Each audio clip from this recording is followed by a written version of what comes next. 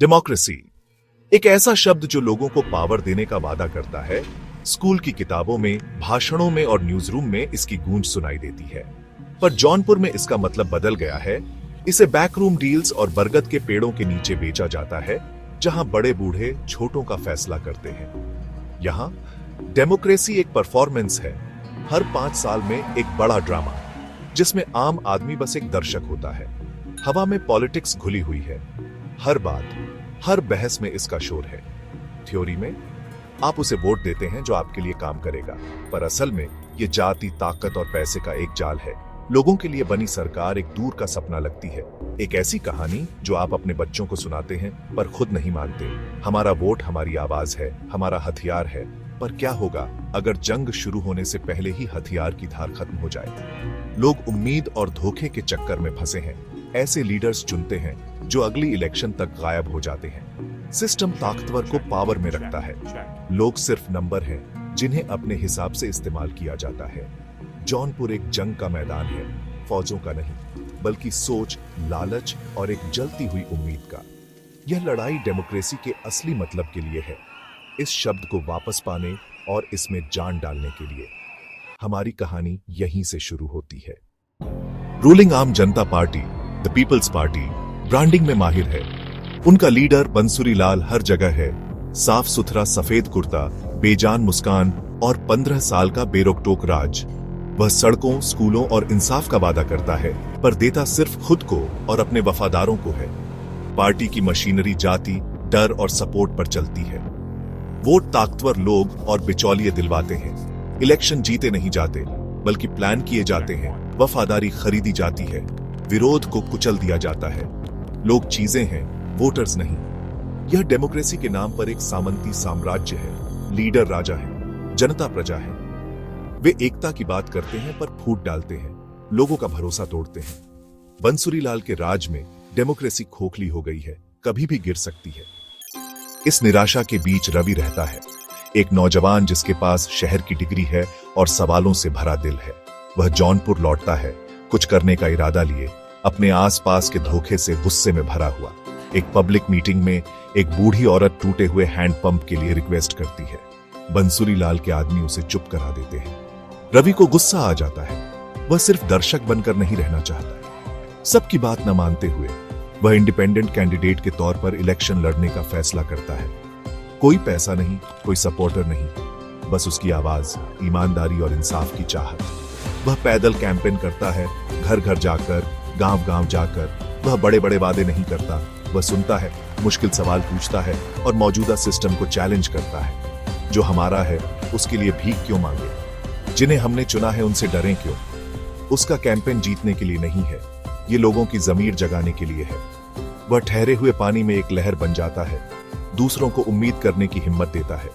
जीतना नामुमकिन है, पर रवि की हिम्मत लोगों में फैलने लगती है। जौनपुर की आत्मा के लिए लड़ाई शुरू हो गई है। इलेक्शन का दिन आता है, टेंशन बहुत ज्यादा है। बंसुरी लाल के आदमी हर जगह है। रवि कुछ वफादार दोस्तों के साथ पोलिंग बूथ पर जाता है। उसे डर, निराशा और आखिर में इज्जत दिखती है। रिजल्ट बंसुरी लाल भारी वोटों से जीतता है। रवि को सिर्फ 19 वोट मिलते हैं। ताकतवर लोग हंसते हैं, पर रवि मुस्कुराता है। वे 19 वोट चिंगारियां हैं, 19 लोग जिन्होंने डर और बेपरवाही को हराया। हार में रवि को जीत मिलती है। उसने लोगों को सोचने पर मजबूर किया है, उन्हें भरोसा दिलाया है। उसके विरोधियों की हंसी उसे और हिम्मत देती है। हर क्रांति की शुरुआत एक छोटे से विरोध से होती है। झूठ का साम्राज्य डर पर टिका है और डर को हराया जा सकता है। वे 19 वोट एक मैसेज है, हम देख रहे हैं, हम अब डरते नहीं हैं। पहली लड़ाई हार गए, पर जौनपुर की जंग अभी शुरू हुई है। रवि का सफर अभी शुरू ही हुआ है। एक बार जो उम्मीद जग जाए, उसे मारना मुश्किल है। इलेक्शन के हफ्तों बाद 2 परिवारों, एक अपर कास्ट, एक लोअर कास्ट के बीच जमीन का झगड़ा हिंसा में बदल जाता है।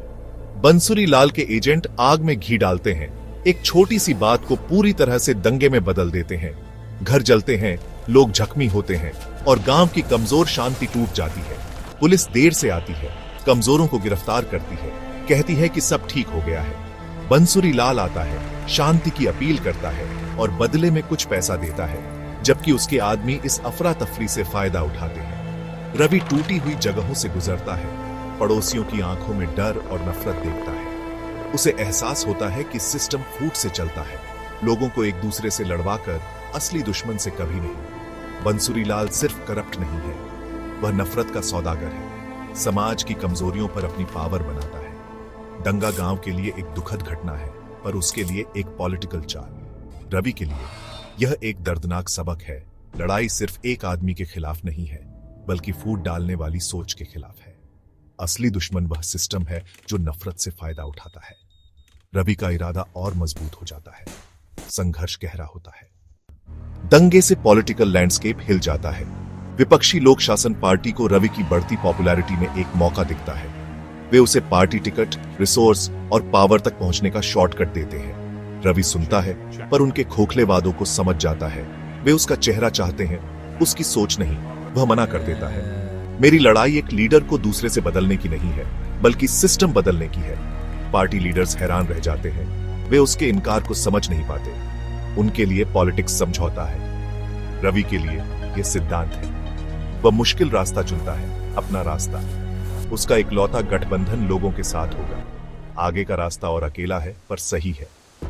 पार्टी के लालच से दूर रवि जन जागरण अभियान शुरू करता है, लोगों को जगाने का अभियान। वह गांव गांव जाता है, वोट नहीं मांगता, बल्कि बातचीत शुरू करता है। वह किसानों, औरतों की बात सुनता है, स्टूडेंट्स की बात सुनता है, उन्हें अपनी दबी हुई बातें कहने देता है। उसका मैसेज आसान है, ये आपका पैसा है, वे आपके नौकर हैं, राजा नहीं। वह इज्जत, हक की बात करता है, जवाबदेही की बात करता है, पॉलिसीज की नहीं। शक उत्सुकता में बदलता है, फिर विश्वास में। वे 19 वोट हिम्मत का सिंबल बन जाते हैं। उसकी कहानी फैलती है। नौजवान उसके साथ जुड़ते हैं, मीटिंग्स ऑर्गेनाइज करते हैं, उसका मैसेज फैलाते हैं।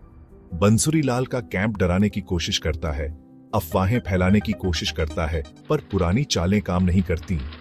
लोगों ने सच्चाई का स्वाद चखा है, वे झूठ नहीं मानेंगे। रवि की आवाज उनकी बन जाती है, उम्मीद बढ़ती है, बदलाव मुमकिन लगता है और आंदोलन तेज होता है। लोग अब चुप नहीं है। अगले इलेक्शन का ऐलान होता है। जौनपुर उम्मीद से भरा है। बंसुरी लाल दौलत और तमाशे के साथ कैंपेन करता है, अपने गढ़ में कॉन्फिडेंट है। रवि का कैंपेन एक लोगों का आंदोलन है, छोटे डोनेशन, छोटी मीटिंग्स, सच्ची कहानियां। उसके स्टार कैंपेनर्स बूढ़ी औरत, किसान, स्टूडेंट्स हैं। आखिरी दिन रवि कहता है, उनका पैसा ले लो, वह तुम्हारा है, पर अपने बच्चों के फ्यूचर के लिए वोट दो। इलेक्शन का दिन एक शांत क्रांति है। लोग डर से नहीं, बल्कि यकीन से वोट देते हैं। बंसुरी लाल की चालें फेल हो जाती हैं। लोगों ने अपना फैसला कर लिया है। जैसे जैसे रिजल्ट आते हैं, बंसुरी लाल की लीड गायब होती है। रवि आगे बढ़ जाता है। फाइनल रिजल्ट, रवि कुमार जीतता है। यह खबर आग की तरह फैल जाती है।